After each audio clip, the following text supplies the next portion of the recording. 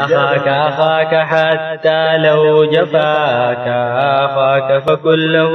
دوما وفيا وراعي وداده مهما أتاك من الواشين فيه وكن نقيا وقل يا من نقلتم عن صديقي كلام الذم لست أراه شيئا إذا أبصرت من خلي جميلا سأحفظه له ما دمت حيا وإن أبصرت منه قبيح فعل فسامحه وقل نفسي رضيا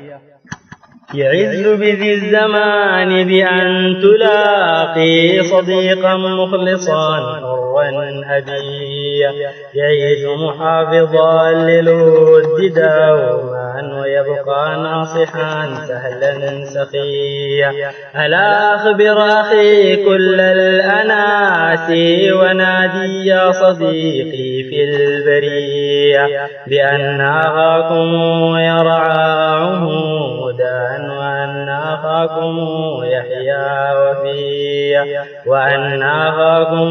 سيظل يدعو إله الكون أن يرعاه خيا فلا تترك أخي نهج الكرام فتلك أخيه هي الدرر السنية فما ضربت على البيداء ريل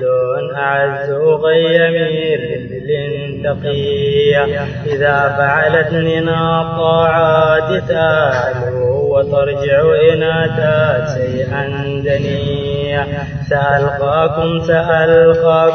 صديقي على الخضراء أو في الأخروية ووعد الله لا يغشاه ريب ووعد الله جاء بذي القضية سلامي والوداد يزور قلبي بصبح